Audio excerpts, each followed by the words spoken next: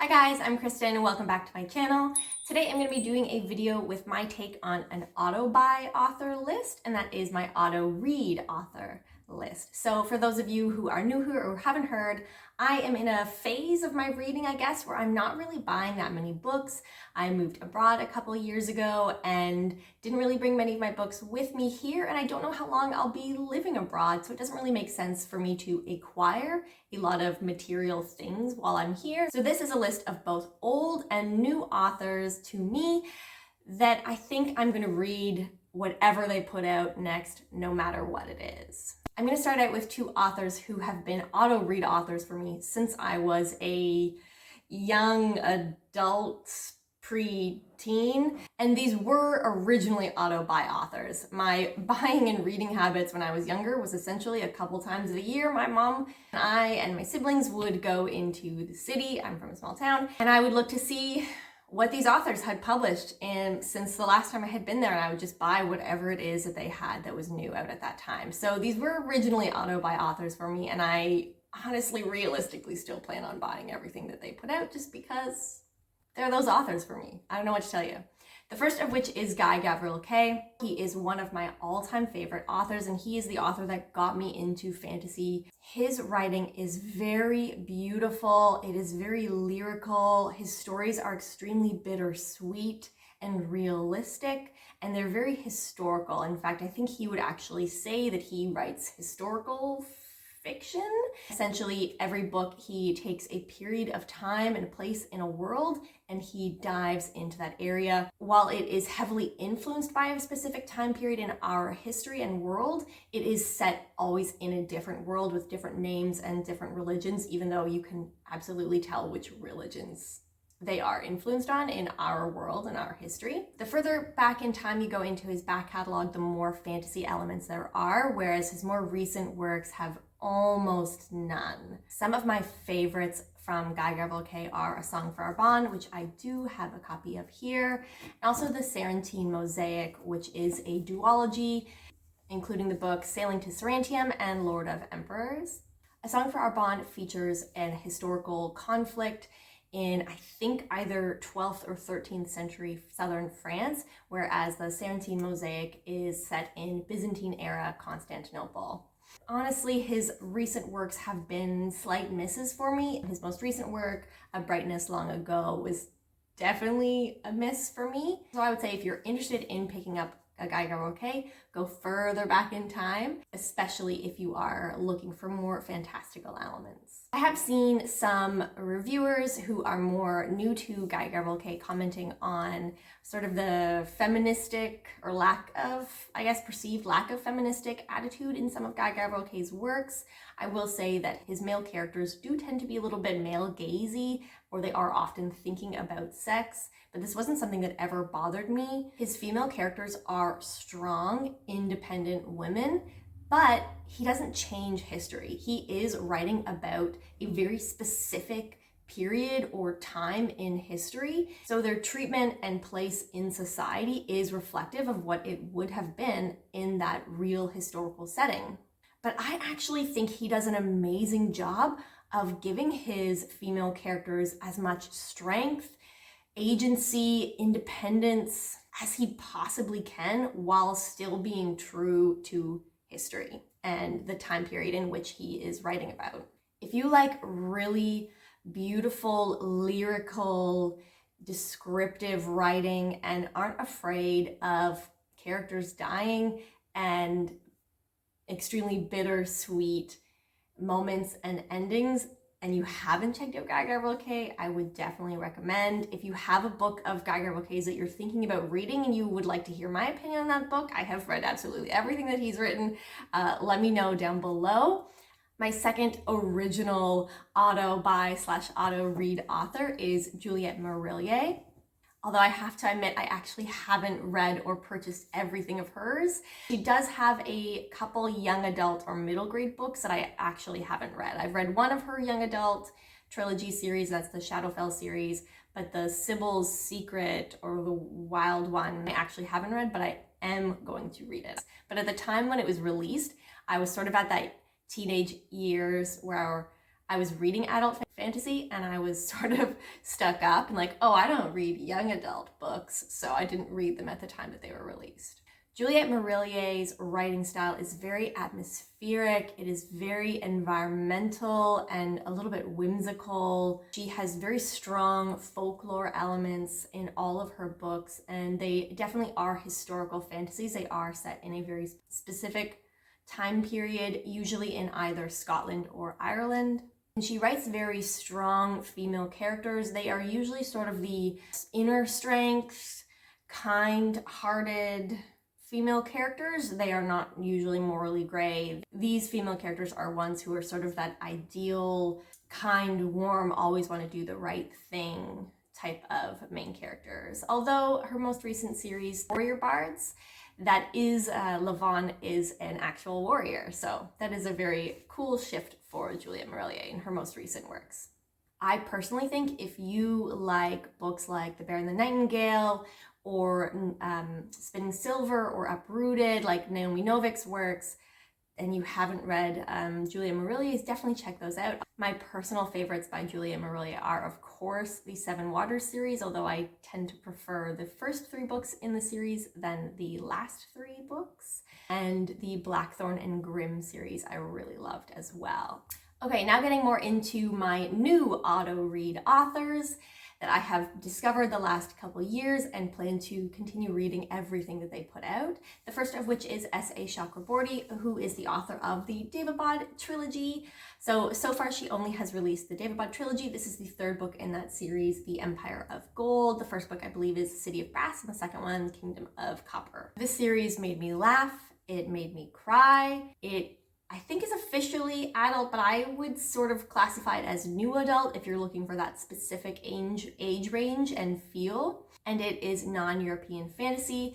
One thing that I really liked about her specific writing in this was the way that she dealt with tougher subjects like genocide, political tension, and religious and faith-based conflicts.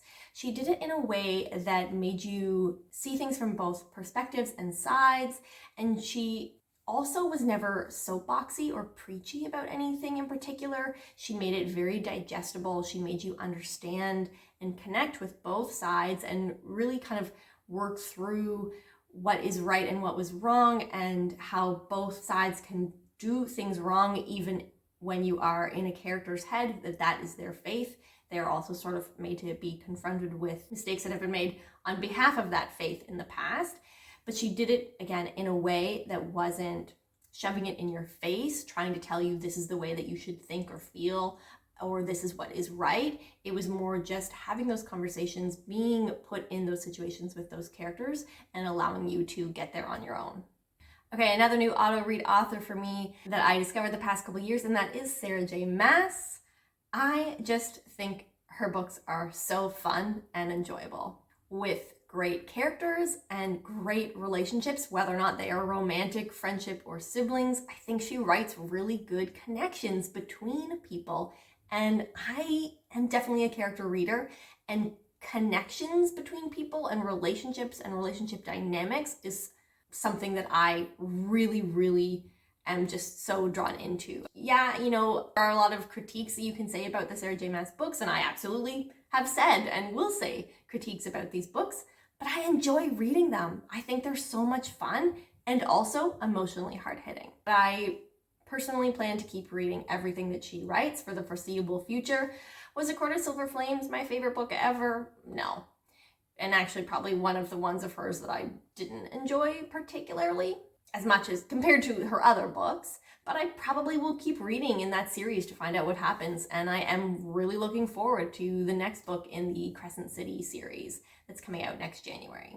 My next auto-read author is Rosaria Munda, who is the author of the Fireborn series. The first 2 books are out. That is Fireborn and Flamefall, and we are still, or at least we are waiting on the 3rd book. I shouldn't say still. Flamefall just came out in March. But even with only 2 books out in this series, I already know I am going to keep reading whatever she publishes. I am fairly confident that this series is going to have a solid ending Whether or not it breaks my heart is still to be seen. I think that's completely possible with where we're going, but I think that it will be a good ending, whether or not I'm personally happy with it. These are young adult books, but they feel very solid. They feel very well developed. While there are some tropes in there, it isn't only or exclusively tropes. She delves into more political discussions, human dynamics, grief, trauma, in a way that is approachable, but that doesn't feel like you're reading something written for a 12 to 16-year-old. My next auto read author is another young adult fantasy writer, and that is Adrienne Young. I first discovered her with the book Fable. I found it on Scribd, fell in love with it, bought the physical book, and pre-ordered the sequel. Personally, in terms of overall enjoyment, I think that Fable and A Sky in the Deep, her first work, stand out in my mind. But there is also a companion novel to Sky in the Deep called The Girl the Sea Gave Back, and she has another book coming out later this year, The Last Legacy. And another series in the works that I believe is Roman inspired. Her writing is very environmental and atmospheric, while the storytelling is actually very straightforward. She often talks about how she doesn't really want anything to be in the book that doesn't need to be there, and that really comes through. The books are not necessarily fast-paced, but it is only the necessary information is there. So they do move a little bit quickly, and they tend to be slightly shorter books. But everything that is there is important to the story and needs to be there.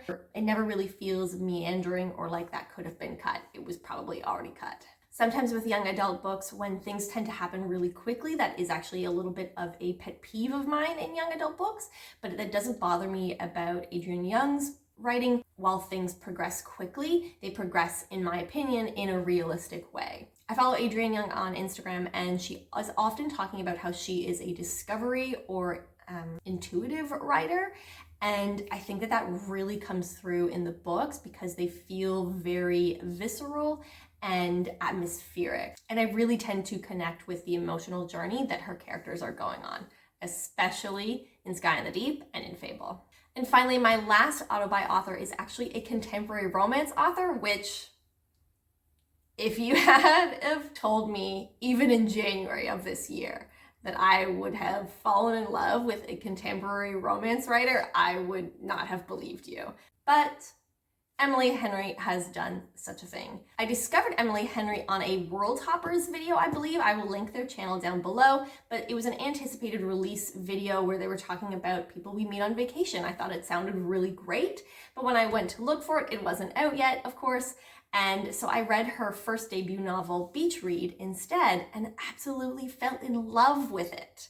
I have been waiting to film this specific video until I read People We Meet on Vacation because I felt like I needed to have read at least 2 books by an author in order to include them in this video. And I just finished People We Meet on Vacation yesterday. These are romance books with a hefty kick of emotional depth. They definitely have great love, great intimacy, great sex scenes, and sexual tension if that's what you're looking for, although I would definitely say there is more smut and sexual tension in Beach Read as compared to People We Meet on Vacation. But what I mean to say is that the romance is solid, but these books are so much more than that.